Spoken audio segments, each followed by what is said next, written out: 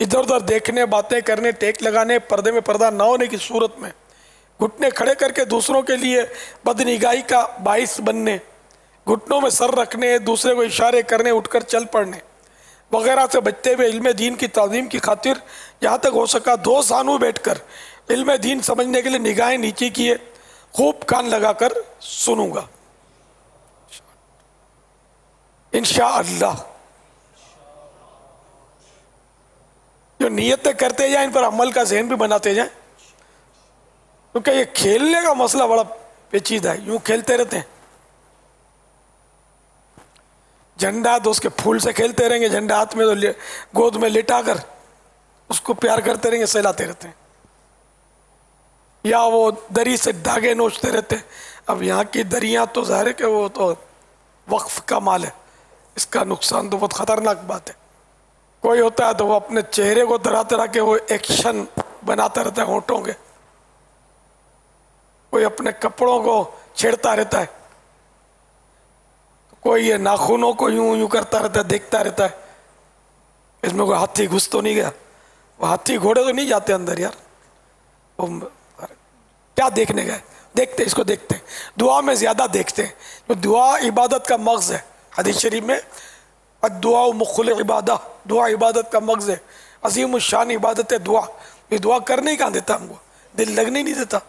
دعا کو ہم سمجھتے ہیں کوئی اضافی کام ہے، ایکسٹرا ہے، تو نماز کے بعد بھی دعا کی تو ہم کو توفیق کام ملتی ہے تو بھاگ جاتے ہیں ہم تو، حالانکہ یہ دعا ہے، وہ عبادت ہے۔ تو اس میں یہ زیادہ ناخنوں سے میں نے دیکھا ہے کہ یہ یوں یوں کرتے ہیں، شیطان غافل کر دیتا ہے۔ تو اس طرح ناخن کریں گے یا یہ کریں گے تو اس طرح تو چبانا تو خیر بہت نقصان دہ، اس سے کوڑ کی بیماری پیدا ہوتی ہے، برس اس کو بولتے ہیں، یہ سفید سفید داغ اور ہو جاتے ہیں، وہ ہو سکتے ہیں۔ یہ تو کوئی بھی حرکت نہ کی جائے، ٹیک لگائیں گے تو بھی سن نہیں پائیں گے صحیح، غفلت تو بالکل الرٹ، جیسے کوئی ایک دم آپ کی پسند کی بات آتی تو کیسے چوکنے ہو جاتے ہیں، جیسے ابھی میں بولوں گا کہ خوشخبری تو آپ ایک دم چوکنے ہو جائیں گے، پتہ نہیں کیا خوشخبری ہوگی۔ یہ ہر بات چوکنے رہ کر ہی سننے والی ہوتی ہے، ورنہ ہاں کا نہ ہو جائے گا، حلال کا حرام، حرام کا حلال ہو سکتا ہے، سمجھ میں آئے، کفر اسلام، اسلام کفر، یہ بھی ہو سکتا ہے کہ ایسی غلط فہمیاں ہو جائیں۔ باپا ایسے بھی مدنی پھول دے دے کہ ہم ہر بات چوکنے ہو کر سنیں بھی۔ کاش اس کے مدنی پھول اعلیٰ حضرت نے تو دیے ہیں، یہ میرے آقا اعلیٰ حضرت رحمت اللہ تعالی علیہ نے طریقہ محمدیہ وغیرہ سے جو نقل کیا ہے اس میں یہ بھی ہے۔ یہ کہاں ہے؟ فتح رضویہ جلد 12 صفحہ 170 تا 171۔ جو مجلس واعظ میں بیٹھا ہو، یا سنت و برا اجتماع بھی اس میں آ جائے گا، مدنی مذاکرہ بھی اس میں شامل ہو جائے گا۔ اعلیٰ حضرت نے مجلس واعظ لکھا، تو مجلس واعظ یہ بہت وسیع المفہوم ہے، کوئی عالم قرآن حدیث دے رہے ہیں وہ بھی آ گیا، درس قرآن دے رہے ہیں، درس حدیث دے رہے ہیں، کوئی عالم صاحب بیان فرما رہے ہیں، یا کوئی اہل علم مبلغ بیان کر رہے ہیں، یہ سب اس میں شامل ہے۔ تو جو مجلس واعظ میں بیٹھا ہو اس سے بھی دوران بیان، اعلیٰ حضرت نے دوران بیان نہیں لکھا، بریکٹ میں لکھا، اسے بھی دوران بیان بات کرنا گناہ ہے، اگرچہ آہستہ ہی ہو۔ اسی طرح صرف بے ضرورت ادھر ادھر دیکھنا، یہ ایکشن کر کے دکھا رہا ہوں، یہ عموماً دیکھتے ہیں ہمارے ہاں۔ اسی طرح صرف بے ضرورت ادھر ادھر دیکھنا یا کوئی حرکت و جنبش کرنا، کھڑا ہو جانا یا تکیہ یعنی ٹیک لگا لینا، اور یہ سب گستاخی و بے ادبی اور ہلکا پن، خفیف الحرکاتی یعنی گھٹیا پن، گھٹیا حرکت اور جلد بازی اور حماقت ہے۔ اچھا اس وقت بھی یہ حماقتیں جاری ہوں گی، کوئی ہونٹوں کو چاپ رہا ہوگا، کوئی یوں کر رہا ہوگا، وہ بیچارے سن نہیں پائیں گے کہ سمجھ نہیں آئی کہ میں نے کیا بولا، اور ناظرین کی تو پھر اب بات ہی کیا کرنی تھی، حاضرین میں یہ مسائل ہے.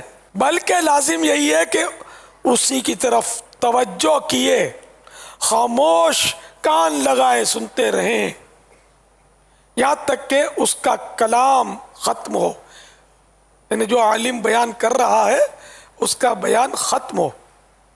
یہ مکمل جو سننے کے لیے آیا تو آپ بس سنیں اور کوئی کام نہ کریں. اس وقت تک نہ ادھر ادھر دیکھیں، نہ کوئی جنبش، نہ اصلاً کچھ بات کریں.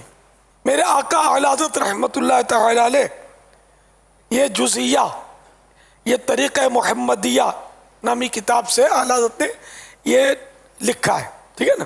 اب اپنا بیان کرتے ہیں، خود ہی فرماتے ہیں جب وعظ میں مطلق حرکت اور آہستہ بات بے ضرورت بھی گستاخیوں، بے ادبیوں، گناہ ٹھہرے تو غل مچانا، یعنی شور کرنا، گالیاں بکنا اس قدر سخت توہین ہوگا.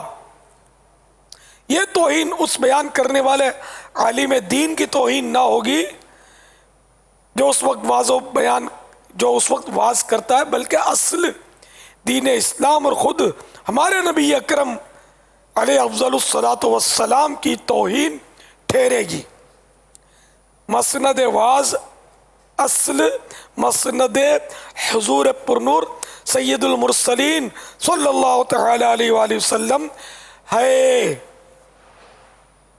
اب معاملہ کتنا نازک ہے، اور ہم سے 2 گھڑی چین سے بیٹھا نہیں جاتا جب بیان ہو رہا ہوتا ہے. جو بیان ہو رہا ہے وہ بھی نازک ہوتا ہے، لیکن دینی مسائل اس سے نازک تر.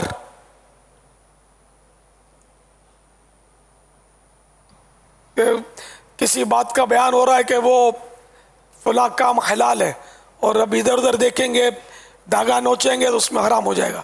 آپ کے ذہن میں کیا ہے؟ وہ حرام بول رہے ہیں. اب پتہ نہیں کتنے وہ بولتے رہیں گے، خود بھی سمجھیں گے ہاں وہ مدنی مذاکرے میں حرام بولا تھا، حالانکہ میں نے حلال بولا ہوگا. ایسی کتنوں غلط فہمیاں ہو جاتی ہوں گی. تو اس لیے تشریف لائے ہیں تو بس اب ایک ہی کام کرنا ہے اور سننا ہے. صلو علی الحبیب صلی اللہ تعالی علی محمد. مجھے اپنی اور ساری دنیا کے لوگوں کی اصلاح کی کوشش کرنی ہے انشاءاللہ.